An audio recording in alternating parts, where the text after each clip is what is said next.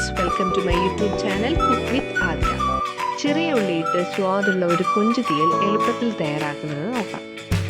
ഒരു പാൻ എടുക്കുക.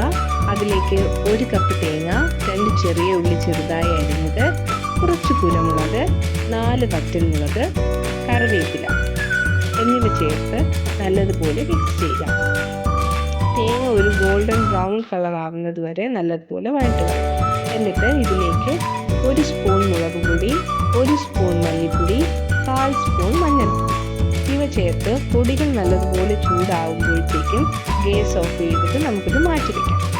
എന്നിട്ട് ഒരു ചട്ടി എടുക്കുക. വെളിച്ചെണ്ണ ഒഴിച്ചതിന് ശേഷം കടുകിട്ട് പൊട്ടിക്കുക.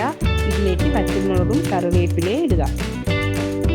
2 സ്പൂൺ ഇഞ്ചിയും വെളുത്തുള്ളിയും ചതച്ച് നമുക്കിതിലേക്ക് ചേർക്കാം.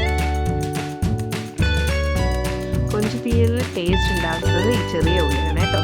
20 ചെറിയ ഉള്ളി ചേർക്കുക. അതിലേക്ക് മുരിങ്ങയ്ക്ക, പച്ചമുളക് 2 പച്ചമുളക് ചേർക്കാം. ആവശ്യത്തിന് ഉപ്പ് എന്നിവ ചേർത്തിട്ട് നല്ലതുപോലെ മിക്സ് ചെയ്യുക. ചെറിയ ഉള്ളി വാടി വരുമ്പോഴത്തേക്കും ഒരു തക്കാളി കൂടി ആഡ് ചെയ്യണം. ഇനിയാണ് നമ്മുടെ മെയിൻ ഇൻഗ്രീഡിയൻ്റ് ആയ കൊഞ്ചിടേണ്ടത്.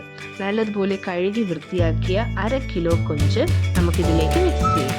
ഉപ്പിട്ട് അടച്ചു വയ്ക്കുക.